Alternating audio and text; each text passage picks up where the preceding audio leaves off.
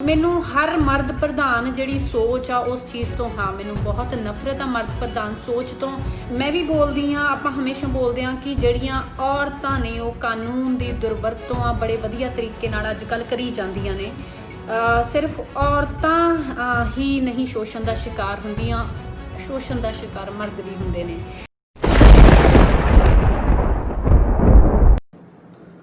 ਸਤਿ ਸ਼੍ਰੀ ਅਕਾਲ ਜੀ, ਮੈਂ ਐਡਵੋਕੇਟ ਸਿਮਰਨਜੀਤ ਕੌਰ ਗਿੱਲ। ਤੇ ਜਿਵੇਂ ਕਿ ਮੈਂ ਪਹਿਲਾਂ ਹੀ ਦੱਸਿਆ ਸੀਗਾ, ਮੈਂ ਪਹਿਲਾਂ ਪੋਸਟ ਪਾਈ ਸੀਗੀ ਕਿ ਮੈਂ ਅੱਜ ਮਰਦ ਪ੍ਰਧਾਨ ਸਮਾਜ ਦੇ ਬਾਰੇ ਗੱਲ ਕਰਨੀ ਆ।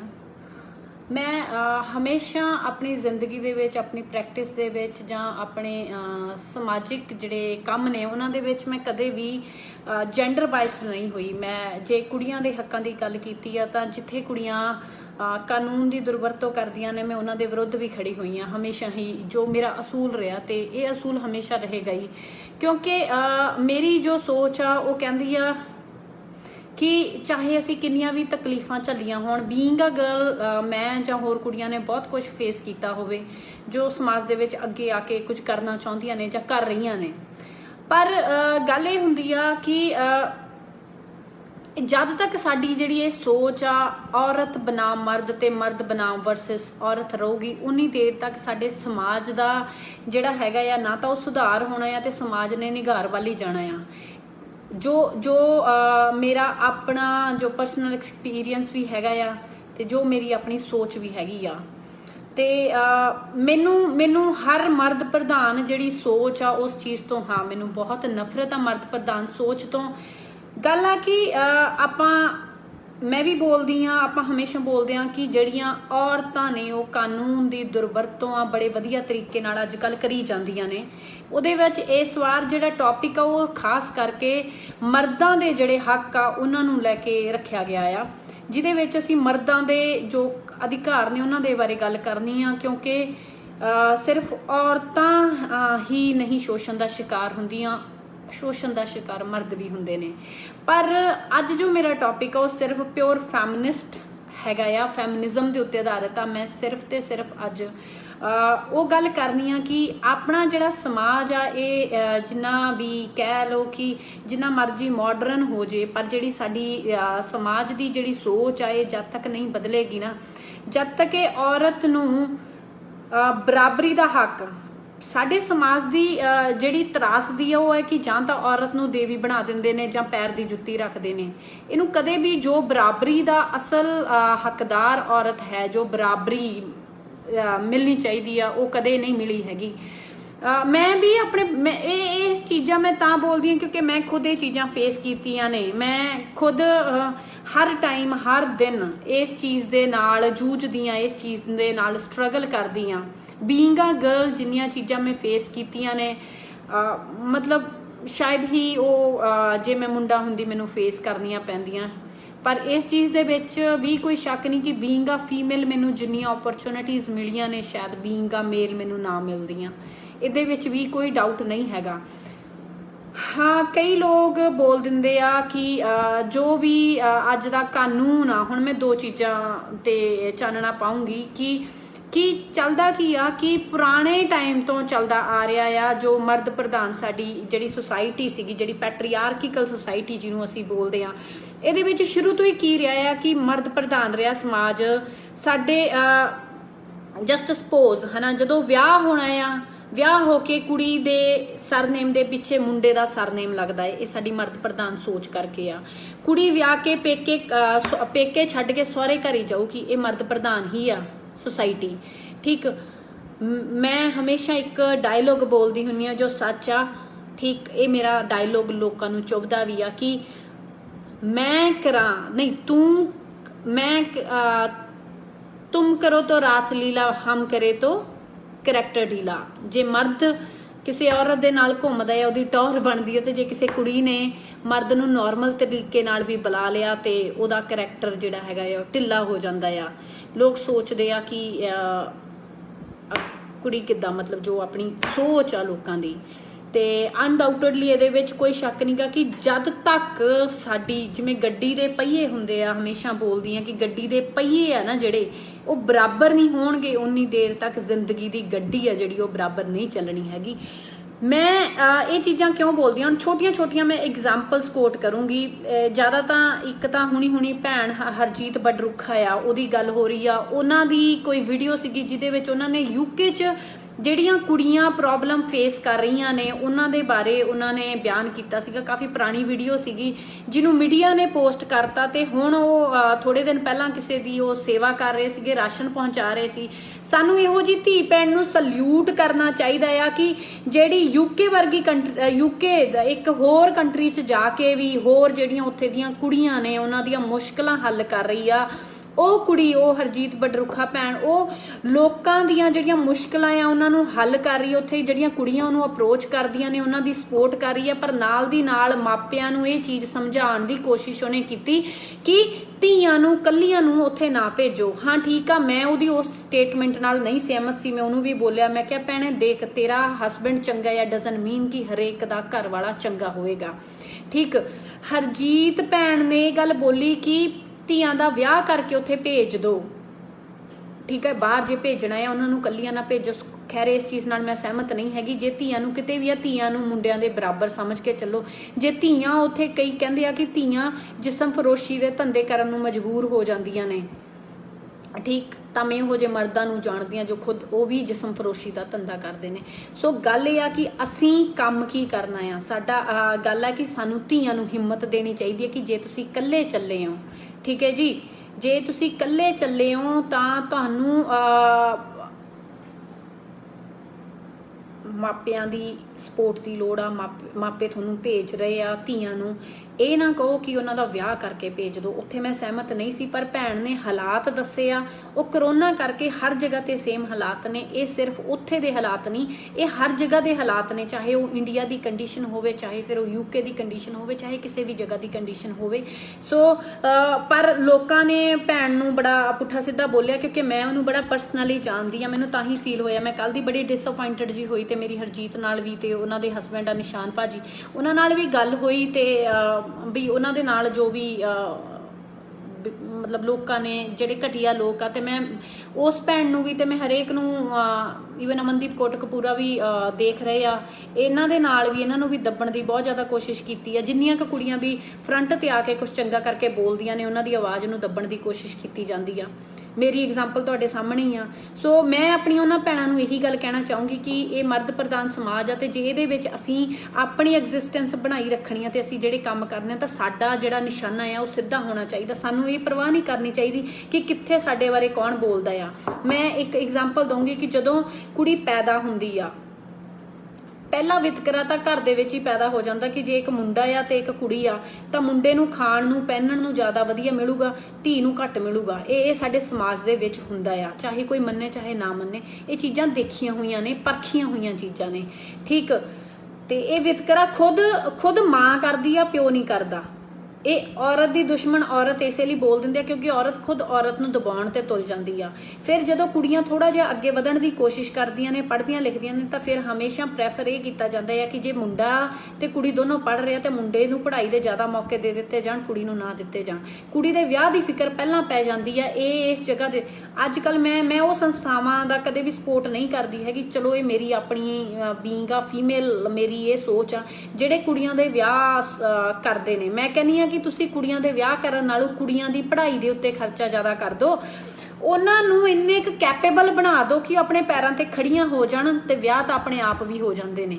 ਕਿਉਂਕਿ ਵਿਆਹ ਦਾ ਕੀ ਹੈ, ਇੱਕ ਗੁਰਦੁਆਰਾ ਸਾਹਿਬ ਦੇ ਵਿੱਚ ਜਾ ਕੇ ਆਨੰਦ ਕਾਰਜ ਹੀ ਲੈਣੇ ਆ। ਮੈਨੂੰ ਨਹੀਂ ਲੱਗਦਾ ਕਿ ਉਸ ਚੀਜ਼ ਦੇ ਉੱਤੇ ਇੰਨਾ ਖਰਚਾ ਆਉਂਦਾ ਹੈ। ਪੜ੍ਹਾਈ ਦੇ ਉੱਤੇ ਖਰਚਾ ਆਉਂਦਾ। ਜੇ ਵਾਕਈ ਤੁਸੀਂ ਆਪਣੀਆਂ ਧੀਆਂ ਨੂੰ ਇੰਪਾਵਰ ਕਰਨਾ ਚਾਹੁੰਦੇ ਹੋ, ਕੁੜੀਆਂ ਨੂੰ, ਆਪਣੇ ਪੰਜਾਬ ਦੀਆਂ ਧੀਆਂ ਨੂੰ ਅੱਗੇ ਲਿਜਾਣਾ ਚਾਹੁੰਦੇ ਹੋ, ਤਾਂ ਪਲੀਜ਼ ਮੇਰੀ ਉਹਨਾਂ ਸਾਰੀਆਂ ਸੰਸਥਾਵਾਂ ਨੂੰ ਇਹੀ ਬੇਨਤੀ ਆ ਕਿ ਕੁੜੀਆਂ ਦੀ ਐਜੂਕੇਸ਼ਨ ਦੇ ਉੱਤੇ ਉਹਨਾਂ ਦੇ ਸਕਿਲਡ ਡਿਵੈਲਪਮੈਂਟ ਦੇ ਉੱਤੇ ਧਿਆਨ ਦਿਵੋ, ਨਾ ਕਿ ਉਹਨਾਂ ਦੇ ਵਿਆਹ ਦੇ ਲਈ ਜਿਹੜੇ ਕਰਦੇ ਹੈਗੇ ਆ ਵੀ ਅਸੀਂ ਧੀਆਂ ਦੇ ਸਮੂਹਿਕ ਵਿਆਹ ਕਰਦੇ ਆ, ਉਸ ਚੀਜ਼ ਨਾਲੋਂ ਮੈਂ ਤਾਂ ਕਹਿੰਦੀ ਉਸ ਚੀਜ਼ ਨਾਲੋਂ ਤੁਸੀਂ ਜਿਹੜੀਆਂ ਕੁੜੀਆਂ ਨੇ ਜੇ ਉਹ ਅੰਡਰ ਡਿਵੈਲਪ ਏਰੀਏ ਦੀਆਂ ਹੈਗੀਆਂ ਨੇ ਤਾਂ ਉਹਨਾਂ ਦੀ ਸਕਿਲ ਡਿਵੈਲਪਮੈਂਟ ਦੇ ਉੱਤੇ ਧਿਆਨ ਦਿਵੋ, ਉਹਨਾਂ ਨੂੰ ਸਿਲਾਈ ਸੈਂਟਰ ਖੋਲ੍ਹ ਕੇ ਦਿਵੋ, ਉਹਨਾਂ ਨੂੰ ਬਿਊਟੀ ਪਾਰਲਰ ਜਾਂ ਹੋਰ ਜਿਹੜੀਆਂ ਵੀ ਚੀਜ਼ਾਂ ਨੇ।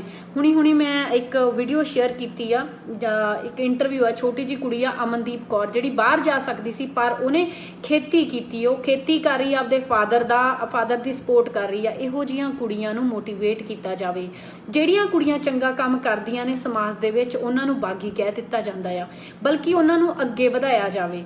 ਥੋੜੀ ਜੀ ਸਾਡੀਆਂ ਆਪਣੀਆਂ, ਮੈਂ ਫੇਰ ਉਹੀ ਗੱਲ ਕਹੂੰਗੀ ਕਿ ਔਰਤਾਂ ਔਰਤ ਦੀਆਂ ਦੁਸ਼ਮਣ ਨੇ। ਸਾਨੂੰ ਇੱਕ ਦੂਜੇ ਦੀ ਢਾਲ ਬਣਨਾ ਚਾਹੀਦਾ, ਇੱਕ ਦੂਜੇ ਦੀ ਸਪੋਰਟ ਬਣਨਾ ਚਾਹੀਦਾ ਆ। ਜਿੱਥੇ ਸਾਡੀ ਧੀ ਭੈਣ ਕਿਤੇ ਗਲਤ ਆ ਉੱਥੇ ਸਾਨੂੰ ਉਹਨੂੰ ਬੈਠ ਕੇ ਸਮਝਾਉਣਾ ਚਾਹੀਦਾ ਆ, ਬਲਕਿ ਕਿਸੇ ਵੀ ਚੀਜ਼ ਦੇ ਉੱਤੇ ਮਤਲਬ ਉਸ ਚੀਜ਼ ਦੇ ਵਿੱਚ ਨਹੀਂ ਬੋਲਣਾ ਚਾਹੀਦਾ ਆਪਾਂ ਨੂੰ। ਜੋ ਵੀ ਮਤਲਬ ਗਲਤ ਬੋਲਦੇ ਆ, ਸਿੱਧੀ ਜੀ ਗੱਲ ਆ, ਮੈਂ ਇੰਨੀ ਕੁ ਗੱਲ ਕਹੂੰਗੀ। ਮੈਨੂੰ ਬੁਰਾ ਲੱਗਿਆ ਹਰਜੀਤ ਬਡਰੂਖਾ ਭੈਣ ਦੇ ਨਾਲ ਜਿਹੜੀ ਆ। ਤੇ ਹੁਣ ਕਿਸੇ ਨੇ ਇੱਕ ਕਮੈਂਟ ਕੀਤਾ ਤੇ ਕਿ ਅਮਨਦੀਪ ਗੋਸਲ ਨੇ ਤੁਹਾਡੇ ਔਖੇ ਟਾਈਮ ਦੇ ਵਿੱਚ ਸਹਾਇਤਾ ਕੀਤੀ, ਤੇ ਮੈਂ ਉਹਨਾਂ ਦਾ ਪਹਿਲੀ ਗੱਲ ਆ ਜੀ, ਮੈਂ ਨਾ ਤਾਂ ਚੀਜ਼ਾਂ ਦੇਖੀਆਂ ਸੀ, ਮੈਨੂੰ ਨਹੀਂ ਪਤਾ ਸੀ ਉਹਨਾਂ ਦਾ ਕੀ ਸੀਨ ਚੱਲ ਰਿਹਾ, ਕੀ ਚੱਕਰ ਚੱਲ ਰਿਹਾ ਆ। ਮੈਂ ਨਾ ਇਸ ਟੌਪਿਕ ਤੇ ਆ ਕੇ ਬੋਲੀ ਆ ਕਿਉਂਕਿ ਮੈਂ ਬੈਸਣਾ ਪਸੰਦ ਨਹੀਂ ਕਰਦੀ ਹੈਗੀ ਫਾਲਤੂ ਦੇ ਵਿੱਚ। ਮੇਰਾ ਧਿਆਨ ਹਮੇਸ਼ਾ ਮੇਰੇ ਟਾਰਗੇਟ ਤੇ ਹੁੰਦਾ ਆ, ਮੇਰਾ ਧਿਆਨ ਉਸ ਚੀਜ਼ ਤੇ ਹੁੰਦਾ ਕਿ ਮੈਂ ਜੇ ਮੇਰੇ ਕੋਲ ਕੋਈ ਆਇਆ ਆ ਜੈਨੂਅਨ ਆ ਮੈਂ ਉਹਦੀ ਮਦਦ ਕਰ ਸਕਾਂ, ਜੋ ਨਹੀਂ ਜੈਨੂਅਨ ਲੱਗਦਾ ਮੈਂ ਉਹਦੀ ਮਦਦ ਨਹੀਂ ਕਰਦੀ ਹੈਗੀ। ਮੈਂ ਬੜੀ ਆਪਣੀ ਚੀਜ਼ ਨੂੰ ਲੈ ਕੇ ਸਟ੍ਰਿਕਟ ਆ ਇਹਨਾਂ ਚੀਜ਼ਾਂ ਨੂੰ ਲੈ ਕੇ। ਤੇ ਜੇ ਗੱਲ ਹੁਣ ਉਹ ਅਮਨਦੀਪ ਗੋਸਲ ਦੀ ਹੋਵੇ, ਮੇਰੇ ਤੋਂ ਵੱਡੇ ਨੇ, ਉਹ PhD ਸਕਾਲਰ ਨੇ, ਠੀਕ ਆ, ਪੜ੍ਹੇ ਲਿਖੇ ਨੇ, ਤੇ ਮੈਂ ਉਹਨਾਂ ਦੀ ਉਸ ਚੀਜ਼ ਦੀ ਇੱਜ਼ਤ ਮਾਣ ਕਰਦੀ ਹਾਂ, ਪਰ ਮੈਨੂੰ ਤਾਂ ਗੱਲਾਂ ਹੀ ਨਹੀਂ ਪਤਾ ਜਿਹੜੀਆਂ ਉਹ ਗੱਲਾਂ ਬੋਲੀ ਜਾਂਦੀ ਆ। ਸੋ ਮੈਨੂੰ ਨਹੀਂ ਪਤਾ ਵੀ ਉਹਨਾਂ ਦੀ ਕੀ ਇਸ਼ੂ ਆ। ਉਹਨਾਂ ਨੂੰ ਮੈਨੂੰ ਇੰਨਾ ਪਤਾ ਕਿ ਜਿੱਦਣ ਮੈਂ ਜੇਲ੍ਹ ਚੋਂ ਆਈ ਸੀਗੀ ਮੈਨੂੰ ਇੱਕ ਕਾਲ ਆਈ ਸੀ ਉਹਨਾਂ ਦੀ। That time I think Sunday ਦਾ ਹੀ ਦਿਨ ਸੀਗਾ, ਤੇ ਮੈਂ ADGP NRI ਨੇ, ਮੈਂ ਉਹਨਾਂ ਨੂੰ ਮਿਲਣ ਜਾਣਾ ਸੀਗਾ ਕਿਉਂਕਿ ਬੜੇ ਨੇਕ ਅਫਸਰ ਨੇ। ਮੇਰੀ ਸਰ ਦੇ ਨਾਲ, ਮੇਰੇ ਉਹਨਾਂ ਨਾਲ ਥੋੜਾ ਫੈਮਿਲੀ ਰਿਲੇਸ਼ਨ ਵੀ ਹੈਗਾ, ਤੇ ਮੈਂ ਸਰ ਨੂੰ ਮਿਲਣ ਜਾਣਾ ਸੀਗਾ। ਮੇਰੇ ਲਈ ਉਹ ਮੇਰੇ ਭਰਾਵਾਂ ਵਰਗੇ ਆ। ਸੋ ਆਈ ਵਾਸ ਦੇਅਰ। ਤੇ ਉਹਨਾਂ ਨੇ ਇਹ ਵੀ ਕਿਹਾ ਸੀਗਾ ਕਿ ਇੱਕ ਅਫਸਰ ਦੇ ਬੈਠੀ ਇਹਨੇ ਫੋਨ ਕਿਵੇਂ ਚੱਕ ਲਿਆ। ਮੈਂ ਚੱਕ ਲੈਂਦੀ ਆ, ਜਿੱਥੇ ਮੈਨੂੰ ਜ਼ਰੂਰੀ ਲੱਗਦਾ ਮੈਂ ਫੋਨ ਚੱਕ ਲੈਂਦੀ ਆ, ਠੀਕ। ਸੋ ਇਹ ਮੇਰਾ ਸੁਭਾਅ ਹੈਗਾ। ਜੇ ਮੈਂ ਕਿਤੇ ਵੀ ਬੈਠੀ ਹੋਊਂਗੀ, ਜੇ ਮੈਨੂੰ ਕੋਈ ਇੰਪੋਰਟੈਂਟ ਲੱਗਿਆ, ਉੱਤੇ ਨੰਬਰ ਸੇਵ ਸੀਗਾ ਅਮਨਦੀਪ ਗੋਸਲ, ਤੇ ਮੈਂ ਉਹਨਾਂ ਦਾ ਫੋਨ ਚੱਕ ਕੇ ਉਹਨਾਂ ਨੂੰ ਕਹਿਤਾ ਸੀਗਾ ਕਿ ਦੀਦੀ ਬਿਜ਼ੀ ਆ, ਬਾਅਦ ਵਿੱਚ ਕਾਲ ਕਰੂੰਗੀ। ਪਰ ਇੱਕ ਕੁੜੀ ਆ ਜਦੋਂ ਜੇਲ੍ਹ 'ਚ, ਹੁਣ ਮੈਂ ਜਵਾਬ ਦਿੰਦੀ ਹਾਂ ਸਾਰੀਆਂ ਚੀਜ਼ਾਂ ਦੇ। ਇੱਕ ਕੁੜੀ ਆ ਉਹ ਜੇਲ੍ਹ ਹੋ ਕੇ ਆਈ ਆ। ਪਹਿਲੀ ਗੱਲ ਆ ਕਿ ਮਾਪਿਆਂ ਤੋਂ ਬਰਦਾਸ਼ਤ ਨਹੀਂ ਹੁੰਦਾ ਕਿ ਉਹਦੀ ਧੀ ਜੇਲ੍ਹ ਜਾ ਕੇ ਆਵੇ। ਮੈਂ 55 ਦਿਨ ਜੇਲ੍ਹ ਚਲਾ ਕੇ ਆਈ ਸੀਗੀ। ਮੇਰੇ ਲਈ ਸਭ ਤੋਂ ਪਹਿਲਾਂ ਜ਼ਰੂਰੀ ਇਹ ਸੀਗਾ ਕਿ ਮੈਂ ਆਪਣੇ ਮਾਪਿਆਂ ਨੂੰ ਸੈਟੀਸਫਾਈ ਕਰਾਂ, ਮੈਂ ਆਪਣੇ ਮਾਪਿਆਂ ਨੂੰ ਕਾਮ ਡਾਊਨ ਕਰਾਂ, ਕਿਉਂਕਿ ਮੇਰੇ ਫੈਮਿਲੀ ਦੇ ਵਿੱਚ ਬੜੀ ਉਥਲ ਪੁਥਲ ਮੱਚ ਗਈ ਸੀ। ਮੇਰੇ ਤੇ ਆਉਂਦੇ ਸਾਰੀ ਤੂੰ ਆਹ ਨਹੀਂ ਕਰਨਾ, ਤੂੰ ਇਦਾਂ ਨਹੀਂ ਕਰਨਾ, ਤੂੰ ਫਲਾਨਾ ਨਹੀਂ ਕਰਨਾ, ਧਮਕਾ ਨਹੀਂ, ਮੇਰੇ ਤੇ ਬਹੁਤ ਸਾਰੀਆਂ ਰਿਸਟ੍ਰਿਕਸ਼ਨ ਲੱਗ ਗਈਆਂ ਸੀਗੀਆਂ। ਸੋ ਉਸ ਸਮੇਂ ਸਭ ਤੋਂ ਪਹਿਲਾਂ ਜਿਹੜਾ ਮੇਰਾ ਮਕਸਦ ਸੀਗਾ ਮੇਰੀ ਪਰਿਵਾਰ ਸੀਗਾ, ਨਾ ਕਿ ਮੈਂ ਕਿਸੇ ਹੋਰ ਦੇ ਨਾਲ ਗੱਲ ਕਰਦੀ ਜਾਂ ਕੋਈ ਵੀ ਚੀਜ਼ਾਂ। ਮੇਰੇ ਲਈ ਮੇਰਾ ਕੇਸ ਤੇ ਮੇਰੀ ਫੈਮਿਲੀ ਆ ਜਿਹੜੀ ਉਹ ਪਹਿਲੀ ਪ੍ਰਾਇੋਰਟੀ ਆ। ਕਹਿੰਦੇ ਕਿ ਜੇ ਅਸੀਂ ਆਪਣੇ ਪਰਿਵਾਰ ਦਾ ਨਹੀਂ ਕਰ ਸਕਦੇ ਤਾਂ ਫਿਰ ਅਸੀਂ ਦੁਨੀਆ ਦਾ ਕੀ ਕਰਾਂਗੇ। ਸੋ ਇਹ ਜੋ ਹਾਲਾਤ ਸੀਗੇ। ਸੋ ਜੇ ਉਹਨਾਂ ਨੂੰ ਮੇਰੀਆਂ ਚੀਜ਼ਾਂ ਦਾ, ਮੈਂ ਉਹਨਾਂ ਦਾ, ਮੈਂ ਹਰੇਕ ਦਾ ਧੰਨਵਾਦ ਕੀਤਾ, ਉਹਨਾਂ ਦਾ ਵੀ ਧੰਨਵਾਦ ਕਰਦੀ ਹਾਂ ਜਿਨ੍ਹਾਂ ਨੇ ਔਖੇ ਟਾਈਮ 'ਚ ਸਾਥ ਦਿੱਤਾ। ਮੇਰੀ ਤਾਂ ਸਭ ਨੂੰ ਇਹੀ ਗੱਲ ਦੀ ਬੇਨਤੀ ਆ ਕਿ ਕੁੜੀਆਂ ਕਿਸੇ ਵੀ ਖੇਤਰ ਦੇ ਵਿੱਚ ਜੇ ਕਿਸੇ ਵੀ ਖੇਤਰ 'ਚ ਕੁਛ ਵੀ ਕਰ ਰਹੀਆਂ ਨੇ, ਉਹ ਸਾਡੀਆਂ ਧੀਆਂ ਭੈਣਾਂ ਨੇ, ਉਹਨਾਂ ਦਾ ਹੌਸਲਾ ਵਧਾਇਆ ਕਰੋ। ਧੀਆਂ ਦੇ ਵਿਆਹ ਦੇ ਉੱਤੇ ਖਰਚਿਆਂ ਦੇ ਨਾਲੋਂ ਧੀਆਂ ਦੀ ਪੜ੍ਹਾਈ ਦੇ ਉੱਤੇ ਖਰਚਾ ਕਰੋ, ਉਹ ਜ਼ਿਆਦਾ ਵਧੀਆ ਹੋਊਗਾ। ਤੇ ਬਾਕੀ ਹੋਰ ਇੱਕ ਸੋਚ ਹੈਗੀ ਆ, ਕਿਉਂਕਿ ਹੁਣ ਜੇ ਮਰਦ ਪ੍ਰਧਾਨ ਸਮਾਜ ਦੀ ਹੀ ਗੱਲ ਚੱਲ ਰਹੀ ਆ, ਤੇ ਗੱਲ ਆ ਕਿ ਜਦੋਂ ਸਾਡੀਆਂ ਧੀਆਂ ਕਈ ਆਪਣੇ ਲਈ ਮੁੰਡਾ ਆਪ ਚੂਜ਼ ਕਰ ਲੈਂਦੀਆਂ ਨੇ, ਤੇ ਉੱਥੇ ਸਾਲਾਂ 10-10 15-15 ਸਾਲਾਂ ਬਾਅਦ ਵੀ ਜਿਹੜੇ ਹੈਗੇ ਨੇ ਉਹਨਾਂ ਦੇ ਨਾਲ ਗੱਲਬਾਤ ਕਰਨ ਤੋਂ ਉਹਦੇ ਨਾਲ ਰਿਸ਼ਤਾ ਤੋੜ ਦਿੰਦੇ ਆ ਆਨਰ ਕਿਲਿੰਗ ਦੇ ਨਾਂ ਦੇ ਉੱਤੇ, ਜਾਂ ਇੱਕ ਝੂਠੀ ਇੱਜ਼ਤ ਦੇ ਨਾਂ ਤੇ। ਮੈਂ ਇਹੋ ਜੀ ਜਿਹੜੀ ਉਹ ਇੱਜ਼ਤ ਨੂੰ ਮੈਂ ਕੁਛ ਨਹੀਂ ਮੰਨਦੀ ਜਿਹੜੀ ਇੱਜ਼ਤ ਆਪਣਿਆਂ ਦਾ ਪਿਆਰ ਖਤਮ ਕਰ ਦੇਵੇ। ਉਹ ਇੱਜ਼ਤ ਕਿਸ ਕੰਮ ਦੀ ਜਿਹਦੇ ਵਿੱਚ ਰਿਸ਼ਤਿਆਂ ਦਾ ਪਿਆਰ ਹੀ ਨਾ ਬਚੇ। ਮੈਨੂੰ ਲੱਗਦਾ ਕਿ ਨਿੱਕੀ ਜਿਹੀ ਜ਼ਿੰਦਗੀ ਆ, ਤੇ ਜੇ ਕਿਸੇ ਧੀ ਭੈਣ ਨੇ ਕਿਸੇ ਨੇ ਗਲਤੀ ਕਦੇ ਕਰ ਵੀ ਲਈ ਹੋਵੇ, ਮੁੰਡਿਆਂ ਦੀਆਂ ਗਲਤੀਆਂ ਮਾਫ ਕਰਕੇ ਮਾਪੇ ਠੀਕ ਹੈ, ਉਹਨਾਂ ਨੂੰ ਹਰ ਹਾਲਤ ਦੇ ਵਿੱਚ ਬਚਾਉਣ ਤੁਰ ਪੈਂਦੇ ਨੇ। ਤੇ ਫਿਰ ਜੇ ਇੱਕ ਧੀ ਕਦੇ ਕੋਈ ਗਲਤੀ ਕਰ ਵੀ ਜਾਵੇ ਜੋ ਉਹਨਾਂ ਦੇ ਉਹਦੇ ਤੇ ਮੈਨੂੰ ਨਹੀਂ ਲੱਗਦਾ ਕਿ ਉਸ ਧੀ ਦੇ ਨਾਲ ਇੰਨੀ ਬੇਇਨਸਾਫੀ ਹੋਣੀ ਚਾਹੀਦੀ ਆ। ਸੋ ਇਹ ਚੀਜ਼ਾਂ ਵੀ ਹੈਗੀਆਂ ਨੇ ਜਿਨ੍ਹਾਂ ਦੇ ਉੱਤੇ ਮੈਨੂੰ ਲੱਗਦਾ ਕਿ ਸਮਾਜ ਨੂੰ ਹੁਣ ਆਪਣੀ ਸੋਚ ਬਦਲਣੀ ਪਊਗੀ ਤੇ ਬਦਲਣੀ ਚਾਹੀਦੀ ਆ, ਠੀਕ ਹੈ ਨਾ। ਤੇ ਕਿਉਂਕਿ ਜੋ ਮੈਂ ਚੀਜ਼ਾਂ ਦੇਖੀਆਂ ਨੇ ਜਾਂ ਉਹ ਹਰਜੀਤ ਫੇਸ ਕਰੇ ਜਾਂ ਈਵਨ ਅਮਨਦੀਪ ਕੌਰ ਕਪੂਰਾ ਨੇ ਫੇਸ ਕੀਤੀਆਂ ਨੇ ਜਾਂ ਰੁਪਿੰਦਰ ਕੌਰ ਨੇ ਫੇਸ ਕੀਤੀਆਂ ਨੇ ਜਾਂ ਕਿਤੇ ਵੀ ਕਿਸੇ ਵੀ ਫੀਲਡ ਦੇ ਵਿੱਚ ਧੀਆਂ ਕੰਮ ਕਰਦੀਆਂ ਨੇ, ਠੀਕ ਹੈ, ਉਹ ਜਿਹੜੀ ਚੀਜ਼ਾਂ ਫੇਸ ਕਰਦੀਆਂ ਨੇ, ਆਪ ਲੋਕਾਂ ਨੇ ਕੁਛ ਨਹੀਂ ਕਰਨਾ ਪਰ ਉਹਨਾਂ ਦੀਆਂ ਲੱਤਾਂ ਖਿੱਚਣ ਨੂੰ ਤੁਰੇ ਆਉਂਦੇ ਨੇ। ਹੁਣ ਜੋ ਚੀਜ਼ ਇਸ ਟਾਈਮ ਹਰਜੀਤ ਬੜੀ ਅਪਸੈਟ ਜਿਹਾ ਫੀਲ ਕਰ ਰਹੀ ਆ ਤੇ ਮੇਰਾ ਵੀ ਮਨ ਕੀਤਾ ਕਿ ਮੈਨੂੰ ਉਹਦੇ ਨਾਲ ਖੜੀ ਹੋਣਾ ਚਾਹੀਦਾ ਤੇ ਮੈਂ ਉਹਦੇ ਮੋਢੇ ਨਾਲ ਮੋਢਾ ਜੋੜ ਕੇ ਖੜੀ ਆ, ਬਿਕੋਜ਼ ਮੈਨੂੰ ਪਤਾ ਉਹ ਕੁੜੀ ਬੜੀ ਵਧੀਆ ਹੈ ਤੇ ਬਹੁਤ ਵਧੀਆ ਕੰਮ ਇੱਥੇ ਵੀ ਕਰਦੀ ਸੀ, UK ਜਾ ਕੇ ਵੀ ਕਰ ਰਹੀ ਆ। ਉਹਨੇ ਇੱਕ ਪ੍ਰੋਬਲਮ ਡਿਸਕਸ ਕੀਤੀਆਂ ਨੇ, ਨਾ ਕਿ ਮਤਲਬ ਲੋਕਾਂ ਨੇ ਉਹਦੇ ਤੇ ਐਲੀਗੇਸ਼ਨ ਲਾਤੇ ਜਿਸ ਚੀਜ਼ ਦੇ ਵੀ ਲਾਤੇ ਆ। ਜੇ ਕਿਸੇ ਕੋਲ, ਮੈਂ ਉਹੀ ਗੱਲ ਆ ਕਿ ਜੇ ਕਿਸੇ ਕੋਲ ਪ੍ਰੂਫ ਆ ਉਹਦੇ ਅਗੇਂਸਟ ਪ੍ਰੂਫ ਕੱਢ ਕੇ ਦਿੱਤੇ ਜਾਣ। ਲੋਕ ਤਾਂ ਕਿਸੇ ਨੂੰ ਜੀਣ ਨਹੀਂ ਦਿੰਦੇ। ਮੈਂ ਹੜਾਂ 'ਚ ਜਾ ਕੇ ਕੰਮ ਕੀਤਾ ਸੀਗਾ, ਮੈਨੂੰ ਕਹਿੰਦੇ ਉਹ ਵਕੀਲ ਹੋ ਕੇ ਕੋਰਟ 'ਚ ਕੰਮ ਕਰ ਲੈ, ਇਹਨੂੰ ਕੇਸ ਨਹੀਂ ਮਿਲਦੇ ਹੋਣੇ ਜੀ, ਇਹ ਹੜਾਂ ਦੇ ਵਿੱਚ ਆ ਗਈ। ਮੈਨੂੰ ਨਹੀਂ ਬਰਦਾਸ਼ਤ ਹੋਇਆ ਸੀ, ਮੈਂ ਤਾਂ ਜਾ ਕੇ ਉੱਥੇ ਕੰਮ ਕਰਨ ਗਈ ਸੀ। ਸੋ ਇੱਥੇ ਲੋਕ ਕਿਸੇ ਨੂੰ ਵੀ ਕੰਮ ਕਰਨ ਨਹੀਂ ਦਿੰਦੇ ਹੈਗੇ, ਲੋਕ ਕਿਸੇ ਨੂੰ ਵੀ ਜੀਣ ਦਿੰਦੇ ਨਹੀਂ ਹੈਗੇ। ਸੋ ਹੁਣ ਜਿਹੜੀ ਗੱਲ ਆਉਂਦੀ ਆ ਕਿ ਜਿਹੜੇ ਕੁੜੀਆਂ ਫੇਕ ਕੇਸ ਕਰਦੀਆਂ ਨੇ, ਵੀਰੇ ਮੁੰਡਿਆਂ ਨੇ ਅੱਜ ਤੱਕ ਕੁੜੀਆਂ ਦੇ, ਮਰਦ ਪ੍ਰਧਾਨ ਸਮਾਜ ਨੇ ਅੱਜ ਤੱਕ ਔਰਤਾਂ ਨੂੰ ਦੱਬਣ ਦੀ ਕੋਸ਼ਿਸ਼ ਕੀਤੀ ਆ, ਠੀਕ ਆ।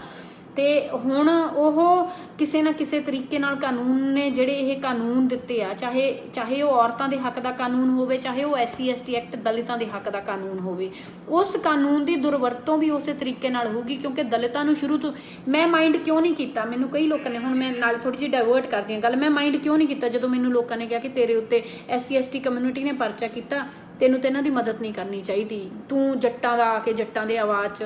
ਮੈਂ ਕਿਹਾ ਮੇਰਾ ਜੋ ਅਸੂਲ ਆ, ਮੈਂ ਹਮੇਸ਼ਾ ਬੋਲਦੀ ਹੁੰਦੀ ਆ ਕਿ ਮੈਂ ਬਿੱਛੂ ਤੇ ਇੱਕ ਸਾਧ ਦੀ ਕਹਾਣੀ ਸੁਣਾਉਣੀ ਹੁੰਦੀ ਆ ਕਿ ਜੇ ਬਿੱਛੂ ਆਪਣਾ ਡੰਗ ਮਾਰਨ ਦਾ ਸੁਭਾਅ ਨਹੀਂ ਛੱਡਦਾ ਤੇ ਸਾਧ ਨੇ ਕਿਹਾ ਸੀ ਮੈਂ ਆਪਣਾ ਨੇਕੀ ਕਰਨ ਦਾ ਸੁਭਾਅ ਕਿਵੇਂ ਛੱਡਾਂ। ਉਸੇ ਤਰ੍ਹਾਂ ਜੇ ਉਹਨਾਂ ਨੇ ਮਾੜਾ ਕੀਤਾ ਤੇ ਡਜ਼ਨਟ ਮੀਨ ਕਿ ਮੈਂ ਬਾਕੀਆਂ ਦੇ ਲਈ ਵੀ ਮਾੜੀ ਹੋ ਜਾ। ਮੈਂ ਇਨਸਾਨੀਅਤ ਮੇਰਾ ਪਹਿਲਾ ਫਰਜ਼ ਆ, ਮੈਂ ਇਨਸਾਨੀਅਤ ਦੇ ਨਾਂ ਤੇ ਕੰਮ ਕਰਦੀ ਆ। ਮੇਰੇ ਲਈ ਪਹਿਲੇ ਨੰਬਰ ਦੇ ਉੱਤੇ ਇਨਸਾਨੀਅਤ ਅਵਲੇ ਅੱਲਾ ਨੂਰ ਪਾਇਆ ਕੁਦਰਤ ਕੇ ਸਭ ਬੰਦੇ ਇੱਕ ਨੂਰ ਤੇ ਸਭ ਜਗ ਉਪਜਿਆ ਕੌਣ ਭਲੇ ਕੋ ਮੰਦੇ। ਸੋ ਮੈਂ ਸਿਰਫ ਇਸ ਕਰਕੇ ਕਿ ਮੇਰੇ ਤੇ ਕੁਛ ਕੁ ਵੀਰਾਂ ਭਰਾਵਾਂ ਨੇ ਮਤਲਬ ਉਹਨਾਂ ਨੂੰ ਗਲਤ ਲੱਗਿਆ ਜਾਂ ਜਿਹੜੀ ਵੀ ਚੀਜ਼ ਆ, ਇਸ ਕਰਕੇ ਮੇਰੇ ਤੇ SC ST ਐਕਟ ਦਾ FIR ਕਰਾਤੀ। ਤਾਂ ਮੈਂ ਬਾਕੀ SC ST ਕਮਿਊਨਿਟੀ ਦੀਆਂ ਜਾਂ ਮੈਂ ਲੋਕਾਂ ਦੀਆਂ ਜਾਤਾਂ ਪਾਤਾਂ ਪੁੱਛ ਕੇ ਮਦਦ ਕਰਾਂ, ਇਹ ਮੇਰਾ ਅਸੂਲ ਨਹੀਂ ਹੈਗਾ, ਨਾ ਮੈਂ ਇੱਦਾਂ ਕਰਾਂਗੀ। ਸੋ ਉਸੇ ਤਰ੍ਹਾਂ ਮੈਂ ਇਹ ਗੱਲ ਕਦੇ ਨਹੀਂ, ਮੇਰੇ ਨਾਲ ਜਾਤੀ ਤਾਂ ਮੇਰੇ ਨਾਲ ਵੀ ਹੋਈ ਸੀ, ਮਰਦ ਪ੍ਰਧਾਨ ਸਮਾਜ ਦੀ ਮਰਦ ਪ੍ਰਧਾਨ ਸੋਚ ਕਰਕੇ ਮੈਂ ਬਹੁਤ ਚੀਜ਼ਾਂ ਫੇਸ ਕੀਤੀਆਂ ਨੇ। ਪਰ ਇਸ ਚੀਜ਼ ਦੇ ਕਰਕੇ, ਠੀਕ ਹੈ, ਇਸ ਚੀਜ਼ ਦੇ ਕਰਕੇ ਮੈਂ ਬਾਕੀ ਮਰਦਾਂ ਨੂੰ ਮਾੜਾ ਬੋਲਣ ਲੱਗ ਜਾਂ, ਜਾਂ ਮੈਂ ਸਿਰਫ ਔਰਤਾਂ ਦੇ ਹੱਕ ਦੇ ਵਿੱਚ ਆਵਾਜ਼ ਬੁਲੰਦ ਕਰਨ ਲੱਗ ਜਾਂ, ਇਹ ਵੀ ਮੇਰੇ ਲਈ ਗਲਤ ਹੋਊਗਾ। ਸੋ ਮੈਨੂੰ ਲੱਗਦਾ ਕਿ ਸਾਡਾ ਫਰਜ਼ ਹੁੰਦਾ ਆ ਕਿ ਅਸੀਂ ਨਿਊਟਰਲ ਹੋ ਕੇ ਇਨਸਾਨੀਅਤ ਦੇ ਹੱਕ ਦੇ ਵਿੱਚ ਖੜੀਏ। ਤਾਂ ਉਸੇ ਤਰ੍ਹਾਂ ਪਰ ਹਾਂ, ਮੈਂ ਇੰਨੀ ਜ਼ਰੂਰ ਚੀਜ਼ ਚਾਹੁੰਦੀ ਹਾਂ ਕਿ ਜਿੰਨੀਆਂ ਵੀ ਧੀਆਂ ਭੈਣਾਂ ਨੇ ਜੋ ਅੱਗੇ ਵੱਧ ਰਹੀਆਂ ਨੇ ਉਹਨਾਂ ਦਾ ਹੌਸਲਾ ਬੁਲੰਦ ਕਰੀਏ। ਚਾਹੇ ਫਿਰ ਹਾਂ ਥੈਂਕ ਯੂ ਅਮਨ, ਚਾਹੇ ਫਿਰ ਉਹ ਅਮਨ ਹੋਵੇ, ਚਾਹੇ ਹਰਜੀਤ ਕੌਰ ਬਡਰੁੱਖਾ ਹੋਵੇ, ਚਾਹੇ ਕੋਈ ਵੀ ਧੀ ਭੈਣ ਹੋਵੇ ਜੋ ਕਿਤੇ ਵੀ ਕੁਝ ਚੰਗਾ ਕੰਮ ਕਰਦੀ ਆ, ਸਾਨੂੰ ਸਾਰਿਆਂ ਨੂੰ ਰਲ ਕੇ ਉਸ ਧੀ ਭੈਣ ਦਾ ਸਾਥ ਦੇਣਾ ਚਾਹੀਦਾ। ਜੇ ਕਿਤੇ ਗਲਤ ਕਰਦੀ ਆ ਉਹਨੂੰ ਉਹਦੀ ਗਲਤੀ ਦਾ ਪਿਆਰ ਨਾਲ ਅਹਿਸਾਸ ਕਰਾਉਣਾ ਚਾਹੀਦਾ। ਜਿਵੇਂ ਮੈਨੂੰ ਚੀਜ਼ ਨਹੀਂ ਚੰਗੀ ਲੱਗੀ ਸੀ, ਹਰਜੀਤ ਨੇ ਕਿਹਾ ਕਿ ਵਿਆਹ ਕਰਕੇ ਹੀ ਭੇਜੋ ਧੀਆਂ ਨੂੰ। ਮੈਂ ਕਿਹਾ ਹਰਜੀਤ ਇੱਥੇ ਗਲਤ ਆ, ਅਸੀਂ ਮਤਲਬ ਆਹ ਗੱਲ ਨਾ ਬੋਲੀ। ਆਪਾਂ ਕਿਵੇਂ ਕਹਿ ਸਕਦੇ ਹਾਂ ਕਿ ਕੱਲ੍ਹ ਨੂੰ ਹਸਬੈਂਡ ਉਹਦਾ ਚੰਗਾ ਨਿਕਲੂਗਾ? ਕਿਉਂਕਿ ਮੇਰੇ ਕੋਲ ਆਏ ਦਿਨ ਉਹਨਾਂ ਔਰਤਾਂ ਦੇ ਫੋਨ ਆਉਂਦੇ ਆ ਜਿਨ੍ਹਾਂ ਦੇ ਹਸਬੈਂਡ ਬਾਹਰ ਉਹਨਾਂ ਨੂੰ ਲੈ ਗਏ ਤੇ ਉਹਨਾਂ ਨੇ ਅੱਗੋਂ ਜਾ ਕੇ ਉਹਨਾਂ ਔਰਤਾਂ ਨੂੰ ਉੱਥੇ ਇਕੱਲੇ ਛੱਡ ਦਿੱਤੇ। ਇਹੋ ਜਿਹੇ ਕੇਸਿਸ ਵੀ ਆਉਂਦੇ ਆ ਜਿੱਥੇ ਕੁੜੀਆਂ ਵਿਆਹ ਕੇ ਚਲੀਆਂ ਜਾਂਦੀਆਂ ਨੇ, ਮੁੰਡੇ ਵਾਲਿਆਂ ਦੇ ਪੈਸੇ ਲਵਾ ਕੇ ਤੇ ਮੁੰਡੇ ਨੂੰ ਪਿੱਛੇ ਛੱਡ ਜਾਂਦੇ ਨੇ, ਠੀਕ ਹੈ ਜੀ। ਸੋ ਸਾਡਾ ਮੈਨੂੰ ਲੱਗਦਾ ਕਿ ਜੇ ਅਸੀਂ ਕੁਝ ਅਸਾਰੂ ਸੋਚ ਵਾਲੇ ਲੋਕ ਜੁੜੇ ਹੋਏ ਹਾਂ, ਅਸੀਂ ਇਕੱਠੇ ਹੋ ਕੇ ਚੱਲੀਏ ਤੇ ਜਿੱਥੇ ਕਿਤੇ ਵੀ ਗਲਤ ਹੋ ਰਿਹਾ, ਜਿੱਥੇ ਕਿਤੇ ਵੀ ਇਨਸਾਨੀਅਤ ਦਾ ਘਾਣ ਹੋ ਰਿਹਾ, ਅਸੀਂ ਉਸ ਚੀਜ਼ ਦੇ ਖਿਲਾਫ ਆਵਾਜ਼ ਬੁਲੰਦ ਕਰੀਏ। ਫਿਰ ਇੱਕ ਗੱਲ ਹੋਰ ਮੈਂ ਕਹਿੰਦੀ ਹੁੰਦੀ ਹਾਂ ਕਿ ਇਹ ਸਾਡਾ ਘਰ ਆ, ਜੇ ਸਾਡਾ ਘਰ ਗੰਦਾ ਹੋ ਗਿਆ, ਸਫਾਈ ਸਾਨੂੰ ਕਰਨੀ ਪੈਣੀ ਹੈ। ਇਸ ਚੱਕਰ 'ਚ ਅਸੀਂ ਘਰ ਨਾ ਛੱਡ ਕੇ ਚਲੇ ਜਾਈਏ। ਦੂਜੀ ਜਿਹੜੀ ਗੱਲ ਮੈਂ ਇੱਕ ਹੋਰ ਬੋਲਣਾ ਚਾਹੁੰਦੀ ਹਾਂ ਤੇ ਮੈਂ ਬੋਲਦੀ ਵੀ ਰਹੀ ਹਾਂ ਕਿ ਹਮੇਸ਼ਾ ਬੋਲਦੀ ਵੀ ਰਹੀ ਹਾਂ ਕਿ ਜੇ ਤੁਸੀਂ ਜਾਂ ਮੈਂ ਜਾਂ ਕੋਈ ਵੀ ਇਨਸਾਨ ਆ ਇਸ ਸਿਸਟਮ ਨੂੰ ਸੁਧਾਰਨ ਲਈ ਕੰਟਰੀਬਿਊਟ ਨਹੀਂ ਕਰ ਸਕਦਾ, ਜੇ ਅਸੀਂ ਸਮਾਜ ਨੂੰ ਸੁਧਾਰਨ ਲਈ ਮਦਦ ਨਹੀਂ ਕਰ ਸਕਦੇ, ਤਾਂ ਸਾਨੂੰ ਕਿਸੇ ਨੂੰ ਵੀ ਹੱਕ ਨਹੀਂ ਹੈ ਕਿ ਅਸੀਂ ਸਿਸਟਮ ਨੂੰ ਗਲਤ ਬੋਲੀਏ। ਸੋ ਸਿਸਟਮ ਨੂੰ ਕੋਸਣ ਦਾ ਹੱਕ ਵੀ ਉਸੇ ਨੂੰ ਆ ਜੋ ਸਿਸਟਮ ਨੂੰ ਸੁਧਾਰਨ ਦੀ ਕੋਸ਼ਿਸ਼ ਕਰਦਾ ਆ। ਪਹਿਲਾਂ ਅਸੀਂ ਆਪਣੇ ਗਰੀਬਾਨ ਵਿੱਚ ਝਾਤੀ ਮਾਰ ਕੇ ਦੇਖੀਏ ਇਹ ਵੀ ਅਸੀਂ ਕਿੰਨੇ ਪਾਣੀ ਦੇ ਵਿੱਚ ਆ, ਫਿਰ ਅਸੀਂ ਜਾ ਕੇ ਗੱਲ ਕਰੀਏ ਕਿ ਕੌਣ ਗਲਤ ਆ। ਅਸੀਂ ਆਪ ਐਫਰਟਸ ਕਿੰਨੇ ਕੁ ਕੀਤੇ, ਅਸੀਂ ਕਿੰਨਾ ਕੁ ਕੰਮ ਕੀਤਾ। ਸੋ ਇਹ ਸਾਡੇ ਲਈ ਜ਼ਰੂਰੀ ਆ, ਠੀਕ ਆ। ਸੋ ਬਾਕੀ ਇੱਥੇ ਜਿਹੜੇ ਘਟੀਆ ਬੋਲਣ ਵਾਲੇ ਲੋਕ ਆ ਉਹਨਾਂ ਨੇ ਤਾਂ ਬੋਲਦੇ ਰਹਿਣਾ, ਜਿਵੇਂ ਆ ਪਤਾ ਨਹੀਂ ਕੌਣ ਆ ਫੇਕ ਆਈਡੀ ਵਾਲਾ, why put you so much atta on my face, ਹਨਾ। ਜੇ ਭਰਾਵਾ ਤੂੰ ਮੇਰੇ ਕੋਲੇ ਆ ਕੇ ਨਾ ਐ ਕਰੀ ਕਾਟਨ ਲਾ ਕੇ ਦੇਖ ਲਈ ਜੇ ਮੇਰੇ ਮੂੰਹ ਦੇ ਉੱਤੇ ਕੁਝ ਲੱਗਿਆ। ਵੈਸੇ ਵੀ ਜੇ ਲਾਇਆ ਵੀ ਹੋਊਗਾ that is my personal life and who the hell are you to point out to me, ਠੀਕ ਹੈ। I am not answerable to you. So ਇਹੋ ਜਿਹੇ ਲੋਕ ਨੇ ਜਿਹੜੇ ਇਹੋ ਜਿਹੀਆਂ ਪੁੱਠੀਆਂ ਸਿੱਧੀਆਂ ਗੱਲਾਂ ਕਰਦੇ ਨੇ। ਸੋ ਇਹੋ ਜਿਹੇ ਲੋਕਾਂ ਦੀ ਪਰਵਾਹ ਨਾ ਕਰੋ। ਮੈਂ ਸਾਰੀਆਂ ਭੈਣਾਂ ਨੂੰ ਕਹੂੰਗੀ ਤੇ ਮੈਂ ਸਾਰੇ ਵੀਰਾਂ ਨੂੰ ਕਹੂੰਗੀ ਕਿ ਜੋ ਇਹੋ ਜਿਹੇ ਕੋਈ ਵੀ ਚੰਗਾ ਕੰਮ ਕਰਦੀਆਂ ਨੇ ਭੈਣਾਂ, ਉਹਨਾਂ ਦਾ ਸਪੋਰਟ ਕਰਿਆ ਕਰੋ। ਧੀਆਂ ਦੇ ਵਿਆਹਾਂ ਦੇ ਖਰਚੇ ਕਰਨ ਨਾਲੋਂ ਉਹਨਾਂ ਨੂੰ ਸੈਲਫ ਡਿਪੈਂਡੈਂਟ ਬਣਾਓ, ਕਿਉਂਕਿ ਵਿਆਹ ਤੋਂ ਬਾਅਦ ਜੇ ਕੱਲ ਨੂੰ ਕੋਈ ਅਣਹੋਣੀ ਹੋ ਜਾਂਦੀ ਆ, ਘੱਟੋ ਘੱਟ ਉਹ ਆਪਣੇ ਆਪ ਨੂੰ ਬਚਾਉਣ ਜੋਗੀਆਂ ਤਾਂ ਹੈਗੀਆਂ, ਆਪਣੇ ਹੱਕ 'ਚ ਖੜਾਉਣ ਜੋਗੀਆਂ ਤਾਂ ਹੈਗੀਆਂ ਨੇ, ਆਪਣੇ ਹੱਕ ਦੇ ਵਿੱਚ ਖੜ ਕੇ ਕੰਮ ਕਰਨ ਜੋਗੀਆਂ ਤਾਂ ਹੈਗੀਆਂ ਨੇ। ਸੋ ਬਸ ਇਹੀ ਚੀਜ਼ਾਂ ਦੀ ਮੈਂ ਗੱਲ ਕਰਨੀ ਸੀਗੀ। ਜਦ ਤੱਕ ਮੈਨ ਵਰਸਸ ਵੂਮਨ ਤੇ ਵੂਮਨ ਵਰਸਸ ਮੈਨ ਦੀ ਇਹ ਜਿਹੜਾ ਚੱਲਦਾ ਰਹੂਗਾ, ਉਨੀ ਦੇਰ ਤੱਕ ਸਾਡੇ ਸਮਾਜ ਦਾ ਜਿਹੜਾ ਹੈਗਾ ਮਤਲਬ ਕਹਿ ਲਓ ਕਿ ਸੁਧਾਰ ਨਹੀਂ ਹੋਣਾ। ਸੋ ਉਮੀਦ ਆ ਕਿ ਮੇਰੀ ਗੱਲ ਜਿਨ੍ਹਾਂ ਨੂੰ ਪਸੰਦ ਆਈ ਹੈ ਇਸ ਗੱਲ ਨੂੰ ਸ਼ੇਅਰ ਜ਼ਰੂਰ ਕਰਿਓ, ਤਾਂ ਕਿ ਜਿੰਨੇ ਵੀ ਹੋ ਸਕਦਾ ਆ, ਕਿਉਂਕਿ ਇਹ ਜਿਹੜਾ ਸੋਸ਼ਲ ਮੀਡੀਆ ਇੱਕ ਸਾਡਾ ਪਲੇਟਫਾਰਮ ਆ ਜਿਹਦੇ ਥਰੂ ਅਸੀਂ ਲੋਕਾਂ ਤੱਕ ਆਪਣੀ ਆਵਾਜ਼ ਪਹੁੰਚਾਉਂਦੇ ਹਾਂ, ਲੋਕਾਂ ਤੱਕ ਦੱਸਦੇ ਹਾਂ, ਲੋਕਾਂ ਨੂੰ ਦੱਸਦੇ ਹਾਂ ਕਿ ਕੀ ਗੱਲਾਂ ਹੋ ਸਕਦੀਆਂ ਨੇ, ਕਿਵੇਂ ਆਪਾਂ ਆਪਣੇ ਸਮਾਜ ਦਾ ਸੁਧਾਰ ਕਰ ਸਕਦੇ ਹਾਂ, ਠੀਕ ਹੈ ਨਾ। ਸੋ ਇਹ ਸਾਰੀਆਂ